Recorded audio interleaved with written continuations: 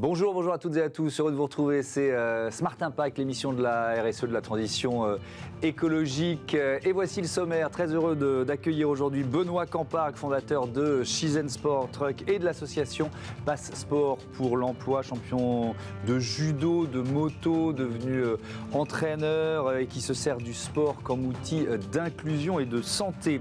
Notre débat, il portera sur les business angels au féminin. Tiens, d'après vous, à quel point le fait d'être une femme est un désavantage au moment de lever des fonds? Vous allez être surpris par la réponse tout à l'heure. Mes invités ont créé Leia Capital pour changer la donne. Et puis dans Smart Ideas, c'est Love for Livre que vous découvrirez avec sa cofondatrice Céline Maz. Voilà pour les titres. C'est parti, c'est Smart Impact.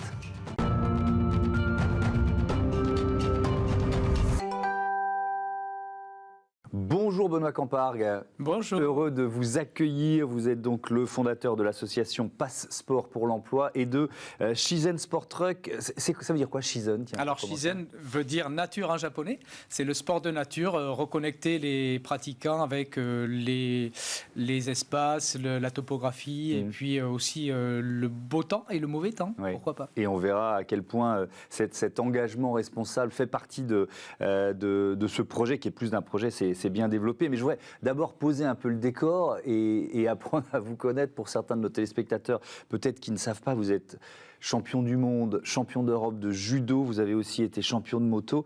Comme coach, c'est pas mal, non? Donc, vous pouvez nous faire une petite liste des champions que vous avez entraînés? Oui, alors bon, l'équipe de France de judo, dans un premier temps, en étant directeur de l'équipe de France olympique jusqu'en 2012 et entraîneur particulier de Teddy Riner de 2003 à 2012. Il y a quelques titres dans la période. Oui. Exactement. Et puis, fort de cette expérience, j'ai basculé dans la Formule 1. Avec Lotus Formula One à partir de 2012. Et donc, j'ai suivi Romain Grosjean dans ses péripéties de podium, puisqu'il a eu une dizaine de podiums à cette époque-là avec Lotus. Voilà, donc ce sont les deux sportifs majeurs. Ouais. Et puis, une liste de titres impressionnants comme entraîneur. Aussi, vous avez décidé de faire partager cette expérience et ces connaissances. On parlera de votre association tout à l'heure, mais d'abord, ce camion que vous avez imaginé, donc ce Shizen Sport Truck, qu'est-ce qu'il a de particulier, et surtout, qu'est-ce qu'il ouvre comme perspective? Bien, écoutez, c'est le premier terrain de sport mobile qui vient à vous. Et donc, ça permet de retirer tous les freins de la pratique sportive, puisqu'il se déplace auprès du plus grand nombre et pas le plus grand nombre auprès de la salle de sport. Oui. Donc, ça, c'est le premier point. Et ça permet aussi de faire pratiquer des personnes qui n'ont pas forcément l'occasion de pratiquer. Alors, on parle des zones rurales, des quartiers, des entreprises, puisque la sédentarité en entreprise est un fait majeur. Et puis, tout ce qui est lien social, santé, éducation auprès des écoles. Oui. Vous parlez des entreprises, ça veut dire que ça fait partie de vos clients. Qui sont vos clients de manière générale? Moi, je pensais spontanément aux collectivités locales, aux mairies, mais c'est beaucoup plus vaste que ça? Beaucoup les entreprises, notamment à l'occasion des retours sur site après la quatrième vague. Oui. Notamment, on a fait par exemple une semaine chez Orange, Orange Gardens à Châtillon, pour recréer du lien entre les personnels qui ne se sont pas vus depuis plus d'un an. Donc là, c'est quoi? Vous arrivez avec votre camion et vous déployez une installation sportive en quelque sorte? Oui, c'est un vrai dispositif, c'est un village en fait avec de l'activité sportive transversale sous forme de cross-training, crossfit et pratique transversale qui comprend de la coordination, du stretching, du cardio, du renforcement musculaire, tous les éléments dont on a besoin aujourd'hui dans la société moderne qui est très sédentaire, et puis toutes les activités sportives classiques monolithiques de type sport olympique, puisqu'aujourd'hui on a une capacité de déployer 27 sports olympiques. Ouais. Et donc, mairie, collectivité locale, ça fait partie aussi de vos clients? Oui, tout à fait. On remet en mouvement les publics. On fait en sorte de recréer du lien entre des habitants qui ne se connaissent pas forcément. Donc, ça crée quelque part aussi une paix sociale et ça crée du lien pour une meilleure entente conviviale. Qui vient coacher? Alors, ce sont des sportifs de haut niveau qui ont été parfois titrés et qui ont une connaissance aboutie de l'activité sportive, notamment par rapport à la prévention de la santé, mais aussi la prévention des risques. Et on peut un peu pratiquer toutes sortes de sports, ou alors vous adaptez l'offre en fonction de ce que souhaite l'entreprise ou la collectivité? Comment ça se passe? Tout à fait. On répond à des besoins bien spécifiques, soit en entreprise ou dans les collectivités, qui sont soit la santé, recréer la cohésion, l'esprit d'équipe dans les entreprises. Les chefs d'entreprise sont très très friands de cet esprit d'équipe que représente le sport pour remettre tout le monde en mouvement sur le projet de l'entreprise. Après, au niveau des collectivités et des villes, des quartiers notamment, là c'est plutôt le lien social, remettre les habitants en mouvement pour, pourquoi pas, après ensuite dans un deuxième temps aller à l'emploi. Mais ça veut dire quoi? Ça veut dire aller toucher aussi des gens qui ne pratiquent pas le sport, qui voient ça un peu de loin ou qui l'ont pratiqué il y a très longtemps et qui se disent « Ah tiens, il faudrait que je m'y remette ». Alors, ce sont des personnes qui ne poussent pas forcément la porte des associations sportives. Oui. Et justement, on crée le lien entre ces personnes-là qui ne sont pas licenciées, des associations sportives, pour les inciter aussi à pratiquer. Donc, c'est le premier pied à l'étrier de la pratique pour pérenniser ensuite auprès des associations. C'est un maillage national? Il y a un seul camion? Il y en a plusieurs? Comment ça marche, votre entreprise? Non, il y en a plusieurs. On est sur toutes les villes de France. Donc, on a une agence également en Touraine, à Toulouse, à Marseille. Et puis on se déploie sur tout le territoire national, voire à l'étranger maintenant, depuis l'Expo universelle de Dubaï la semaine dernière. Ah, vous avez été présenté à l'Expo universelle? Oui, un événement incroyable. Moi, je ne m'attendais pas du tout à ça. J'ai fait 2 fois les Jeux Olympiques. Oui, vous avez l'habitude des gros barnums ou quoi? Tout à fait. Et l'Expo universelle est un événement incroyable, surdimensionné, avec 182 pays présents, 182 pavillons et 25 millions de visiteurs. Donc c'était étonnant de nous retrouver dans ce contexte-là. Alors il y a une dimension dont il faut absolument parler, c'est la dimension éco-responsable de cette offre finalement de sport embarqué, quoi. Oui, tout à fait. L'idée, c'est de reconnecter les pratiquants avec les éléments naturels. On peut pratiquer du sport l'hiver comme l'été parce que quand on pratique, on n'a pas froid déjà. Et la deuxième chose, c'est que cela permet aussi de mieux respirer à l'extérieur, puisqu'on sait que l'air est toujours plus pollué à l'intérieur qu'à l'extérieur, y compris dans les villes. Donc ça, c'est un premier aspect, mais en termes de, je sais pas, de sobriété du dispositif, vous voyez ce que je veux dire, par rapport à un événement qu'on peut organiser? Tout à fait. Un gymnase consomme 3 millions de litres d'eau, par exemple, dont 40% est chauffé, et qui partent dans les caniveaux. Il y a le chauffage, il y a la construction, la maintenance, la démolition, et nous utilisons uniquement les espaces naturels et la topographie du terrain. Oui, donc c'est une économie qui est évidemment gigantesque. Il y a aussi le Shisen Sport Santé, c'est quoi ça? Alors le Shisen Sport Santé, c'est la première maison sport santé mobile, sur le même principe, qui va auprès des publics et qui permet à des publics qui n'ont jamais pratiqué du sport, qui souhaitent reprendre du sport, de reprendre de manière sécurisée cette activité. Alors ça peut être des ALD, des affections de longue durée, des maladies chroniques ou des personnes lambda, seniors ou jeunes. Et c'est un dispositif qui réunit à la fois du personnel soignant, c'est-à-dire médecins, et des éducateurs sportifs pour une activité physique pérenne ensuite auprès des associations. Mais ça commence, j'imagine, un bilan de santé, c'est ça? Tout à fait. Il y a un premier entretien, il y a ensuite des tests physiques, endurance, force, coordination, équilibre, proprioception. Et au regard de ces résultats, on les oriente sur telle ou telle discipline. Et c'est le même principe, c'est-à-dire que vous allez dans des zones qui, voilà, on parle souvent de déserts médicaux, ça peut aider à améliorer la situation dans certaines régions? Oui, tout à fait. Alors, au-delà de créer du lien, cela permet de prévenir des maladies chroniques également, puisqu'aujourd'hui, la société moderne fait qu'on est de plus en plus sédentaire. 5e cause de mortalité mondiale, c'est-à-dire que rester assis tue plus que le tabac, quelque part. Et donc, on va auprès des publics pour justement les remobiliser, les remettre en mouvement et préconiser les bonnes pratiques. Il y a une autre dimension, alors celle-là, elle est associative de votre engagement, Benoît Campargue, c'est Pass Sport pour l'emploi. Ça s'adresse à qui? Alors ça s'adresse à tout le monde, mais en particulier des publics qui ne sont pas à l'emploi, pour diverses raisons, qui sont sur le bord de la route parce qu'on leur a soit fermé la porte ou soit ils n'ont pas fait l'effort d'aller vers les employeurs. Et au travers du sport, on arrive à les capter. Et une fois qu'on les a captés, on leur propose des emplois au travers d'une formation de 12 semaines. Alors 12 semaines, c'est court et en même temps, ça correspond bien à ces publics qui ne sont pas forcément faits pour rester sur les bancs de l'école. Et à partir de là, on a 100% de retour à l'emploi. 100% de retour à l'emploi. 100% de retour à l'emploi. Ça s'appelle de l'efficacité. Mais comment vous les captez? C'est quoi? C'est une compétition qui est organisée, c'est venez faire un peu de sport et puis finalement on vous parle d'emploi, c'est quoi le système? On sait que ces publics ne sont pas forcément sensibles à l'emploi, ils se sont adaptés à un autre écosystème et on arrive à les capter au travers du sport. On sait que 85% de la jeunesse est intéressée par le sport, pas forcément par l'emploi pour une partie, et au travers du sport, ensuite on les capte et on les met en formation auprès de Passeport pour l'emploi. Et alors ce qui est intéressant, c'est qu'on a reçu pas mal de DRH autour de la question de l'inclusion et ils nous disent souvent qu'il y a de plus en plus d'entreprises qui mettent en avant les soft skills, c'est-à-dire les comportements, plus que les diplômes, en tout cas ça se rééquilibre. Or, le sport, c'est une école du comportement. C'est incroyable, ça permet de révéler le savoir-être et comportement, la relation interpersonnelle, la relation à l'autre et puis le surpassement de soi également dans la pratique sportive pure. Et donc il y a beaucoup de jeunes ou moins jeunes d'ailleurs qui se disent tiens, je ne vais pas mettre en avant dans un entretien d'embauche mes qualités sportives alors que les employeurs pourraient être intéressés par ça. Tout à fait, les employeurs sont très intéressés. D'ailleurs, on a un club d'entreprises chez Passeport pour l'emploi qui fonctionne très bien et ces entreprises-là sont très demandeuse de soft skills justement et grâce à ce filtre sportif ça permet de upgrader leur formation et d'avoir des personnes qui sont de qualité à l'arrivée. Merci beaucoup, merci Benoît Campargue d'être venu nous parler de cette association et de notre camion du sport, le Shizen Sport Truck. À bientôt sur Bismarck. On passe à notre débat sur les business angels au féminin.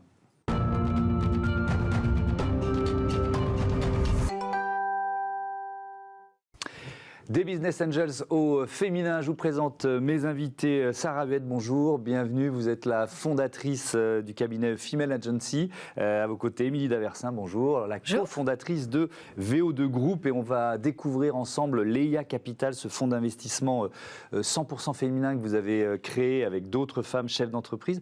D'abord, un mot quand même de vos business respectifs. VO2 Group, c'est quoi, Émilie Daversin? Alors, VO2 Group, c'est une boîte qui est dans la tech. C'est une ESN, une société de conseil en transformation digitale. Nous accompagnons les grands groupes dans leur transformation. Nous sommes 450 consultants aujourd'hui en France et dans le monde. Voilà. E-Female Agency, c'est quoi?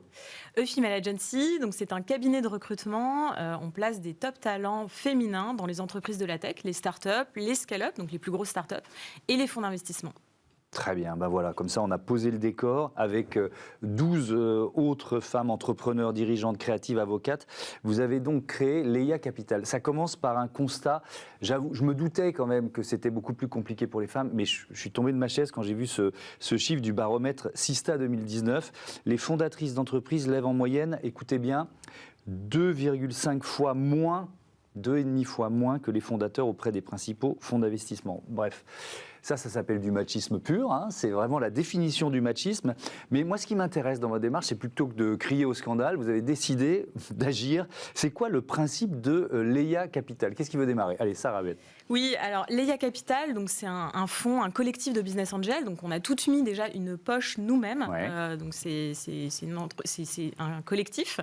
On investit dans des projets qui sont assez jeunes et c'est là où se pose le vrai problème. Donc des tickets entre 25 et 70 000 euros pour financer du coup l'entrepreneuriat féminin. On est donc des femmes et avec deux missions. Donc la première mission qui est d'accélérer le business des femmes, de financer l'entrepreneuriat féminin, et puis la deuxième mission qui est de promouvoir l'investissement au féminin. Et c'était très important pour nous aussi. Cette deuxième mission est vraiment complémentaire à la première. Émilie, tu veux peut-être aussi parler du coup de notre thèse d'investissement? Oui, alors on investit dans des startups en développement, hein, bien évidemment, dans des tickets de 30 à 70 cas. Et alors, on ne s'interdit pas d'investir dans différents domaines, mais l'essentiel, c'est quand même d'avoir une petite dimension tech. En tout cas, pour moi, c'est essentiel. On sait aujourd'hui que ça drive l'essentiel de la croissance des jeunes entreprises. Donc voilà, une solution drivée par l'IA, une plateforme digitale, voilà. Ça, ce sont les secteurs, on va dire, que vous privilégiez. Le constat que j'ai fait à l'instant, est-ce que vous l'avez vécu l'une et l'autre quand vous avez créé vos entreprises, Émilie Daversin? Alors moi j'ai cofondé mon entreprise avec mon mari. Nous avons aujourd'hui 9 partenaires. Ce sont tous des messieurs, donc je suis toute seule et ça se passe très très bien. Néanmoins, voilà, bien évidemment, je pense que je ne me serais pas forcément lancée toute seule il y a 10 ans. Donc ça c'est évident. Le marché était encore plus petit. Nous n'avons pas levé de fonds, donc je ne me suis pas confrontée à ce sujet-là. En revanche, quand j'ai essayé de lancer une start-up il y a 5 ans, effectivement, le problème de l'investissement s'est tout de suite posé. Et c'est très intéressant. Les femmes n'étaient pas toujours les plus motivées pour accompagner le projet, qui en l'occurrence était tech, peut-être un petit peu trop en avance.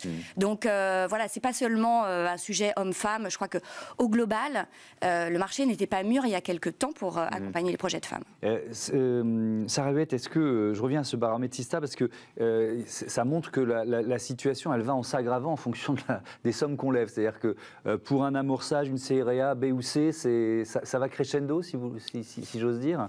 Alors, le problème, et en fait, il y en a à tous les stades. Le problème principal, c'est en fait, dès l'amorçage, ces chiffres que vous avez évoqués, 2% aussi des fonds levés par des projets uniquement féminins, c'est un autre chiffre. On reste sur le même ratio, 2% des fonds levés, 20% de femmes entrepreneurs. Pourtant, donc il y a des dossiers, et nous, on en a reçu beaucoup. On a reçu 50 dossiers en quelques semaines, puisqu'on vient juste de lancer 50 dossiers. On a regardé 10, on a déjà investi dans 2.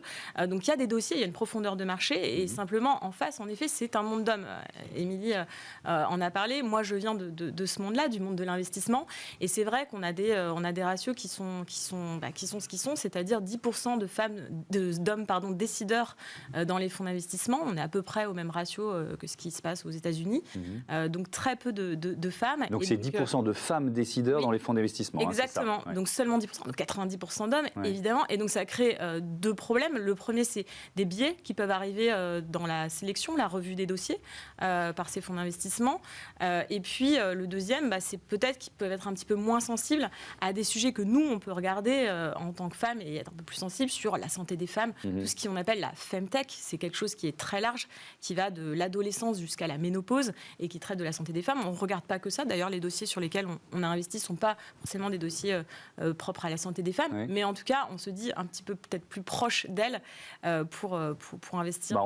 On peut peut-être les donner. C'est quoi il y a deux investissements, peut-être un des exemples. Alors, il y a une plateforme incroyable autour de la décoration qui s'appelle De Bon Goût, donc une plateforme à la fois qui propose du neuf et de la brocante. C'est un marché qui va exploser puisque les millénials là commencent à s'installer, donc et c'est un marché qui est très éclaté. Donc nous avons une magnifique plateforme là que nous allons accompagner.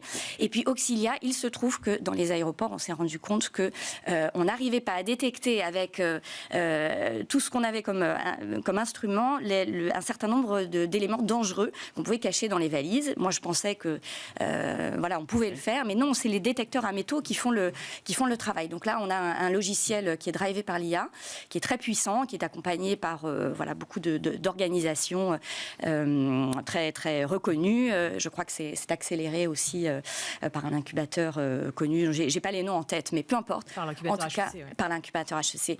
Et donc, là, on a une composante tech très, très forte, et c'est une femme incroyable aussi, Greta, qu'on a. Très jeune. Très jeune. Vous êtes 14 femmes, c'est ça, dans l'IA Capital, avec des expertises différentes. Est-ce que vous mettez vos expertises, Sarah Huet, au bénéfice des projets que vous sélectionnez, et comment justement vous les accompagnez, ces projets?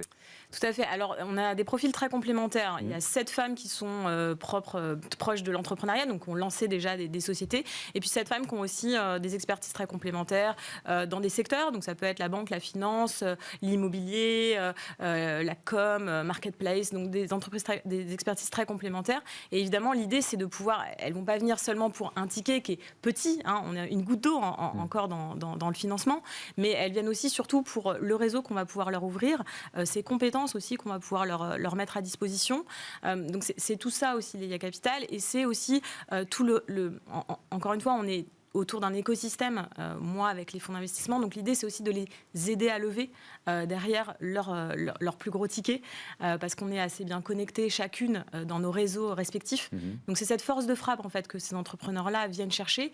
Et au-delà de ça, je pense que c'est un côté très confiance. Alors, en tout cas, c'est le cas pour les premiers projets qu'on accompagne, d'être reçu par des femmes et la bienveillance qu'on peut aussi porter et apporter en revoyant leurs projets. Je pense que c'est aussi ce qu'elles recherchent. Et parfois, elles se mettent elles-mêmes des conditions peut-être un peu limitantes face à que des hommes. Là, c'est l'inverse. On n'est que des femmes. Donc, c'est aussi quelque chose de différent pour elles. Et on va les accompagner tout au long, évidemment, tout au long de leur aventure. Émilie Daversin, est-ce que c'est aussi se préparer au pitch, quoi, et aux biais auxquels elles vont, alors peut-être leurs propres biais, mais les biais auxquels elles vont être confrontées chez leurs interlocuteurs essentiellement, vous l'avez dit, masculin, ouais, alors, 90% masculin.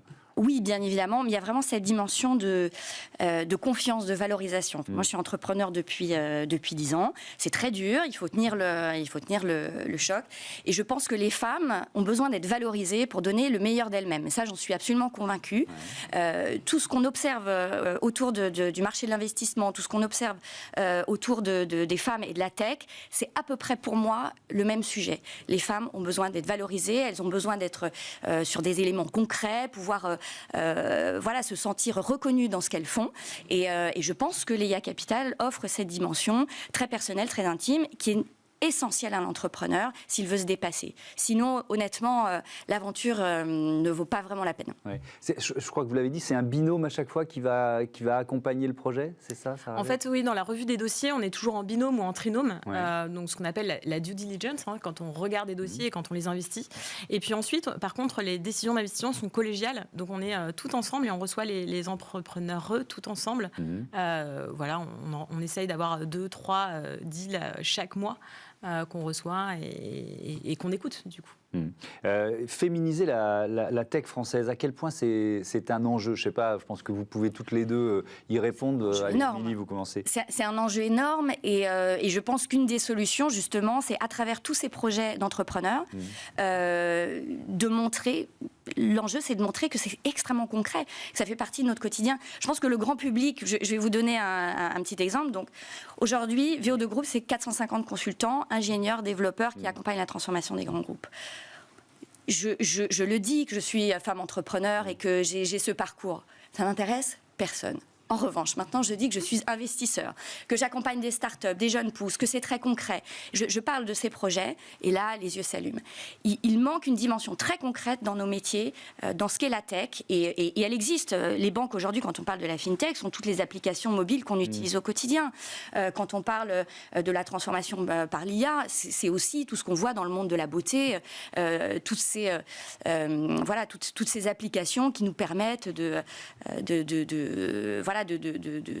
d'imaginer la beauté de demain. Bref, tout ça est très concret et je pense que là, dans les années à venir, l'enjeu va être de montrer des choses qui sont proches de nous pour attirer davantage de femmes. Mais ça commence, ça va être par les écoles d'ingénieurs. Il y a quel pourcentage de femmes dans les écoles en ce moment? Oui, alors on n'est pas très bon en France et on a perdu 6 points d'ailleurs dans les dernières années par rapport à nos homologues européens. Donc malheureusement, on n'est pas très bon. On essaye d'attirer de plus en plus. Il y a la loi Rixin qui est en train d'être votée aujourd'hui même pour développer ces quotas aussi qui vont certainement arriver dans nos écoles d'ingénieurs, voire même, c'est le sujet plus de mon entreprise aujourd'hui, dans les CODIR d'entreprise. Donc ces quotas qui ont montré déjà leur valeur sur les comités d'administration des grandes entreprises françaises, du SBF 120, du CAC 40, et qui fonctionnent très bien. Aujourd'hui, tout le monde entier regarde la France, parce qu'on a 43% de femmes dans les conseils d'administration. Donc c'est une réussite. Et ça va vers ça, ça passe vers ça aussi, malheureusement, j'ai envie de dire, si on pouvait s'en passer, évidemment. Et puis je rejoins tout à fait Émilie sur le côté rôle modèle. Aussi, je pense qu'on est là pour dire il y a un écosystème qui est très enthousiaste, il y a beaucoup de projets qui se lancent comme le nôtre, il y a d'autres collectifs qui œuvrent avec nous, on est très proche d'elles aussi. Donc c'est plutôt enthousiasmant sur la suite. Et ben voilà, on termine par un message positif. Merci beaucoup, merci à toutes les deux d'être venues présenter l'EIA Capital. Bon vent à votre aventure. Merci. On passe tout de suite à Smart Ideas avec, ça tombe bien, une créatrice de start-up.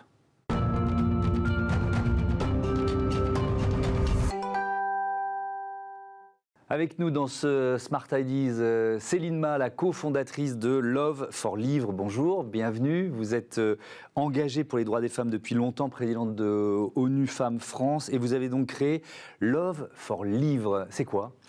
Alors, Love for Livre, bonjour à vous Thomas, c'est une start-up sociale, à mission sociale, qui va aider des gens à se développer professionnellement ou personnellement via les livres, les émotions et les sciences cognitives. Comment ça marche ? Alors, c'est très concret.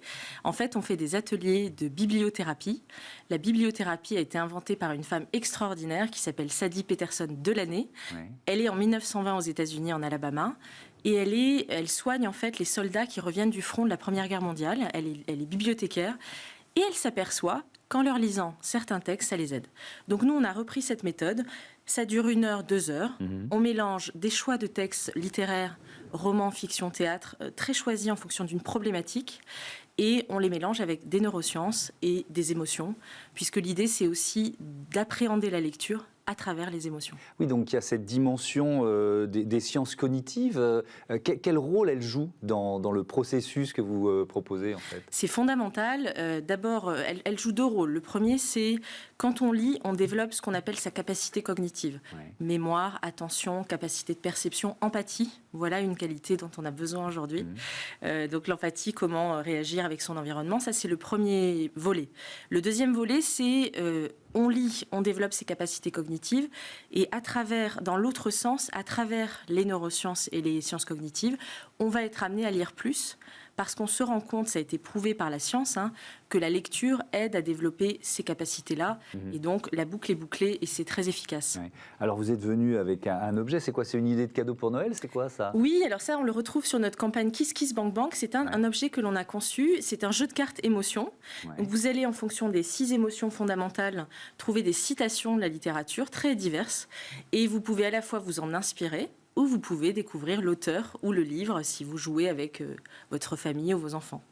Donc avec Kiss Kiss Bank Bank, c'est quoi la dimension ? Parce qu'on offre un cadeau sympa, intelligent, qui crée du lien, mais on aide une bonne cause, c'est ça ? Oui, exactement. En fait, nous, on est partenaire de Bibliothèques sans frontières et donc au bout d'un certain seuil, on va reverser une partie à Bibliothèques sans frontières. Et ce qui est important, c'est que notre angle, c'est vraiment ce qu'on appelle l'edutainment, c'est-à-dire qu'en lisant, en ayant du plaisir, on apprend. Et quand on apprend avec de la joie et du plaisir, on apprend mieux, on fixe mieux la mémoire et ça change véritablement notre comportement. Donc vous avez un rôle qui est à la fois pédagogique et social. Je voudrais revenir aux ateliers. Qui sont vos clients en fait ? Ce sont des collectivités, ça peut être des entreprises. Qui sont vos clients ? Oui. Alors c'est ce qui est formidable, moi, ce qui me motive beaucoup, c'est qu'on va dans tous les milieux sociaux. Donc nos clients peuvent être des collectivités locales. Donc on travaille là en Meurthe-et-Moselle. Et on travaille pour des citoyens, quartiers prioritaires de la ville ou centres d'accueil de réfugiés, avec la même méthode. On travaille pour des enfants, des adultes. On peut travailler en EHPAD, donc des centres qui accueillent des personnes âgées. Et on travaille pour des entreprises, bien sûr, petites et grandes, notamment au niveau des managers, pour les aider à développer leurs capacités cognitives et neurosciences.